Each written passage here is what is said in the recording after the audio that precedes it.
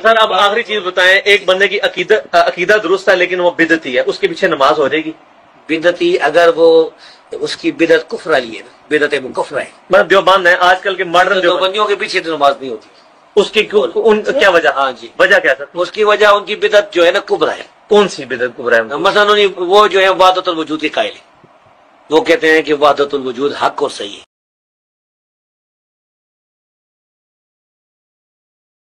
अस्सलामु अलैकुम व रहमतुल्लाहि व बरकातुहू। नहमदुहु व नुसल्ली अला रसूलिहिल करीम, अम्मा बाद। আহলে হাদিসরা আমাদের দেওবন্দি ঘরানার বিরুদ্ধে কিছু বিষয়ে কমন অভিযোগ করে। বেশিরভাগ অভিযোগের তারা কোনো দলিল দেয় না। যেমন তারা বলে আমরা দেওবন্দিরা ওয়াহদাতুল ওজুদে বিশ্বাসী, তবে এটার পক্ষে তারা কোনো দলিল দেয় না। আবার তারা বলে দেওবন্দিরা জাহমিয়া, এটার পক্ষেও তারা দলিল দেয় না।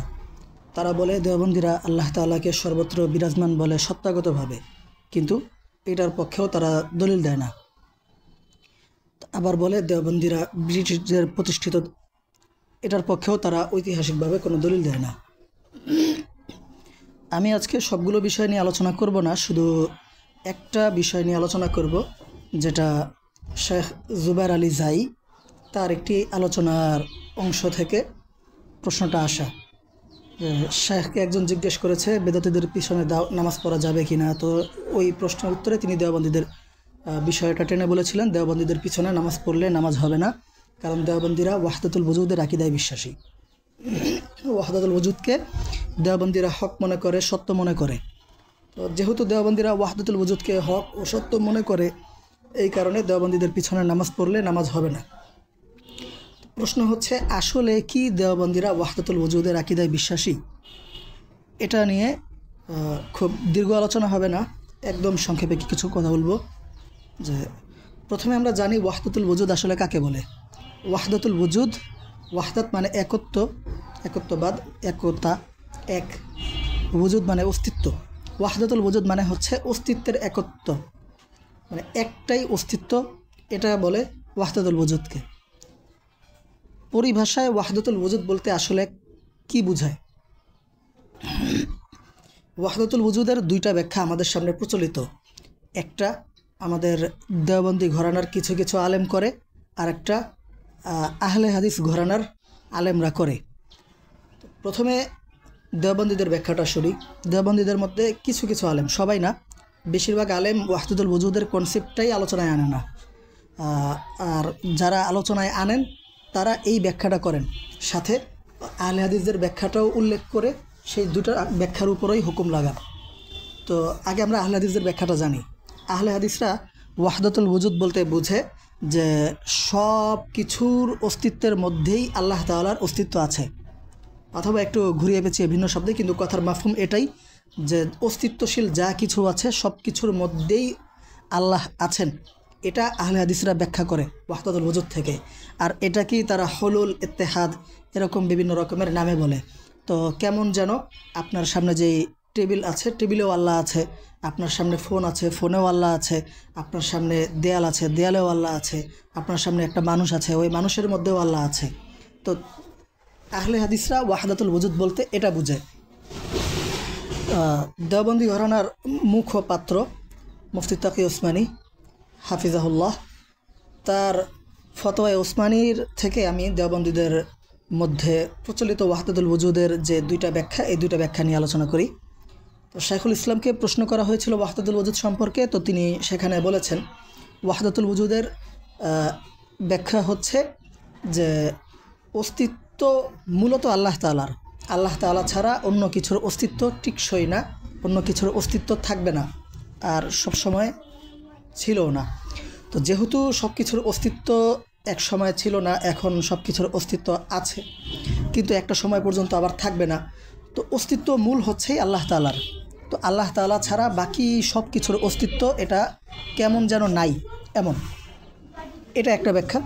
আরেকটা ধরন হচ্ছে, যেমন সূর্যের উপস্থিতিতে চন্দ্র, তারা, অন্যান্য গ্রহ নক্ষত্র এগুলো দেখা যায় না, আর সূর্য অনুপস্থিত থাকলে অন্যান্য জিনিসগুলো দেখা যায়, গ্রহ নক্ষত্র এগুলো দেখা যায়।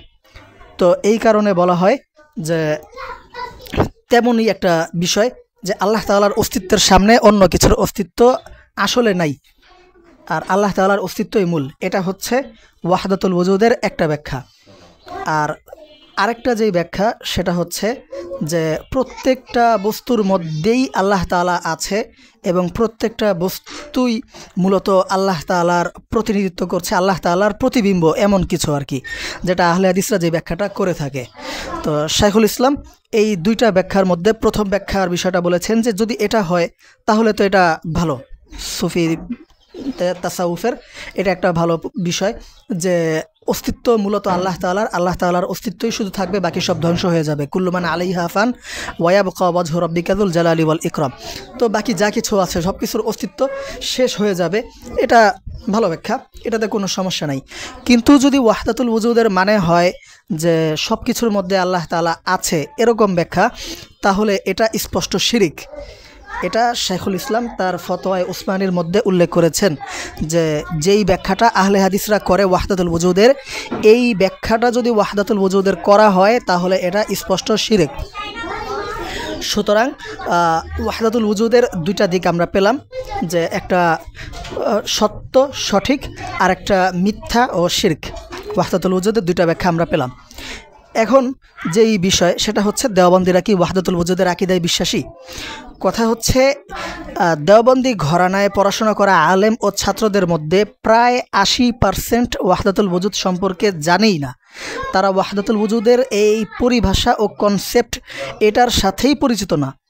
আর বাকি যে 20%-এর আলাদা করলাম, এই 20%-এর মধ্যে 10%ই আহলে হাদিসদের মাধ্যমে জেনেছে যে দেওবন্দিরা ওয়াহদাতুল ওজুদে বিশ্বাসী।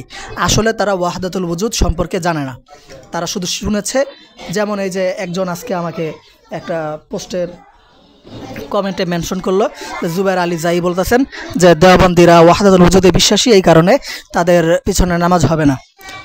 তো এরকমভাবে তাদের মাধ্যমে আমরা জেনেছি যে আসলে ওয়াহদাতুল ওজুদ বলতে কিছু একটা আছে, আর দেওবন্দিরা এটাকে হক মনে করে, বাকি তারা ওয়াহদাতুল ওজুদ সম্পর্কে জানে না। যেই 10% ওয়াহদাতুল ওজুদ সম্পর্কে ধারণা রাখে, এই 10%-এর মধ্যে আবার 5% শুধু ওয়াহদাতুল ওজুদের বিষয়টাই একটু জেনেছে, বাকি এটা হক নাকি না হক এই বিষয়টাতে কিছু জানে না। আর 5%-এর মধ্যে 2% আছে যারা ওয়াহদাতুল ওজুদ শুনলেই শিরিক বলে, আর বাকি 3% এমন আছে যারা ওয়াহদাতুল ওজুদকে, এই যে আমি যেই দুইটা ব্যাখ্যা করলাম তাকে ওসমানী সাহেবের ফতোয়ায়ে ওসমানী থেকে, এই দুইটা ব্যাখ্যা করে তারপরে একটাকে হক একটাকে না হক এরকম বলে।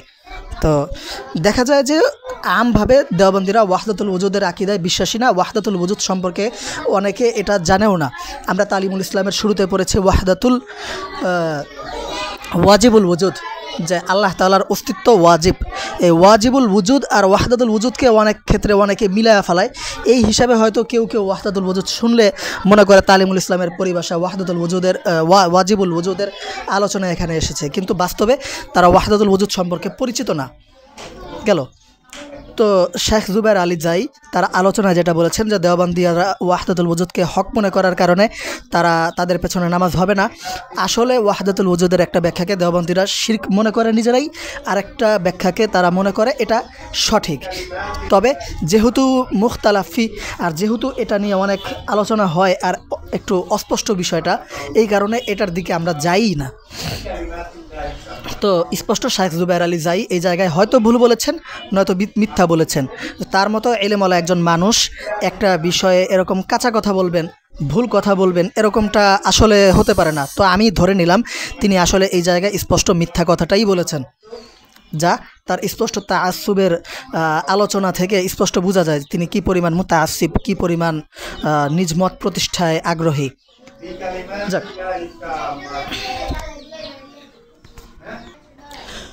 এবার ওয়াহদাতুল ওজুদ সম্পর্কে আরেকটা কথা বলি, সেটা হচ্ছে আমরা দেওবন্দিরা, আমাদের দেওবন্দি ঘরানায় ওয়াহদাতুল ওজুদ বিষয়ে আলোচনা হয় না খুব একটা। আমরা এই ওয়াহদাতুল ওজুদ সম্পর্কে ব্যাপকভাবে আলোচনা করি না। মাহফিল, সমাবেশ এগুলোতে আলোচনা হয়ই না, দার্সেও আলোচনা হয় না খুব একটা। কোনো ছাত্র যদি কখনো ওয়াহদাতুল ওজুদ সম্পর্কে প্রশ্ন করে তাহলেই ওয়াহদাতুল ওজুদ সম্পর্কে আলোচনাটা আসে, নয়তো ওয়াহদাতুল ওজুদ সম্পর্কে আলোচনা খুব বেশি আসে না আমাদের মধ্যে।